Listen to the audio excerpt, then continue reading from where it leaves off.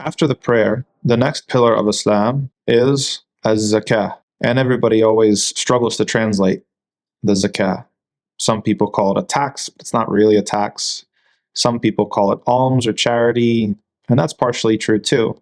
The purpose behind the zakah is to take excess wealth that has been sitting around from rich, wealthy Muslims and to redistribute it to the poor. And so there's two main conditions for the payment of zakat, and that is that it has to be above a certain threshold. So people who have very little or not enough are not going to be required to pay zakat. The second requirement is that that threshold, that minimum threshold, has been satisfied for over a lunar year. For example, if the threshold for paying zakat was $5,000, then you would have had to have in excess of $5,000 continuously for an entire year in order for you to be obligated to pay zakat. The name of zakah, there's tremendous wisdom in what Allah subhanahu wa ta'ala called this. He didn't call it a tax, which that word makes us want to try to get away from it or escape it if we can. And He didn't call it charity, which focuses maybe more on the person who's receiving it. Allah subhanahu wa ta'ala called it zakah. And zakah has to do with purification. And there's wisdom behind this because purification happens in a couple ways. First of all, the money that you get is purified, which shows that we don't have any problem in Islam with people making money. But there's responsibility that comes along with being wealthy. And so the zakat purifies everything that you make and everything that you store up. It makes sure that you're paying your fair share. It's also called zakah because it doesn't just purify the money, it also purifies you, the one who holds the money. Because money is a very tricky thing. Some people say it's the root of all evil, and Islam does not teach that.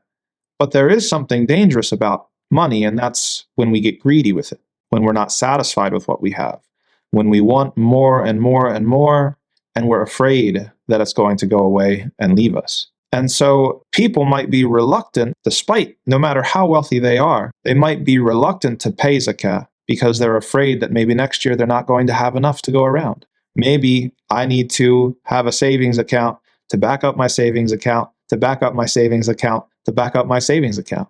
This mentality, you find people like this. So what does zakat do? Zakat purifies the individual from their greed and from their stinginess. It tells them in a very clear way, here's the specific amount that you have to pay at a certain time, and then once you've done that, you've paid your fair share, and you've cured yourself from your stinginess and your greed. There's an important point about zakah and part of the wisdom behind it, that it's something that is obligatory, but it's not something that has some sort of government mechanism for enforcement. Every single person is required to take account of themselves and to pay zakat themselves. There's nobody coming around and checking the banking accounts or automatically withdrawing from your paycheck every month.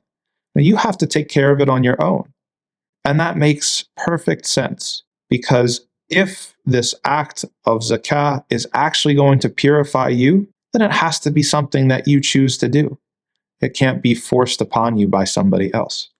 There's one third and final way that the name zakah is perfectly suited for this act of worship, this tremendously wise pillar of Islam. And that is, it actually purifies the poor of the community as well. Imagine you're in a masjid and you are lining up to pray. And you've got one person in the row of prayer who they have a Rolex watch around their wrist, and they have an Armani suit, and they are very crisp and clean, and they drive a fancy car when they go home, and they go home to their big house in the suburbs. Imagine that person is praying next to the poorest person in the community, the person who's got patches on their clothes or holes in their clothes, the person who isn't able to find a shower regularly to shower in, the person who doesn't know where their next meal is going to come from. Imagine the spiritual trial that the poor person undergoes when he comes to the masjid and he stands in prayer next to this other individual. Imagine how tempting it would be for him to be jealous, for him to not be content with what Allah subhanahu wa ta'ala has decreed for him. Zakah also purifies him, because if he knows that that person next to him, the rich man, is paying his zakah locally in the community, and that person is receiving his zakah from the local community, then he knows that that individual has paid his fair share and that he has nothing in his heart against him. Zakah is an amazing pillar of Islam, and it's full of wisdom for all to see.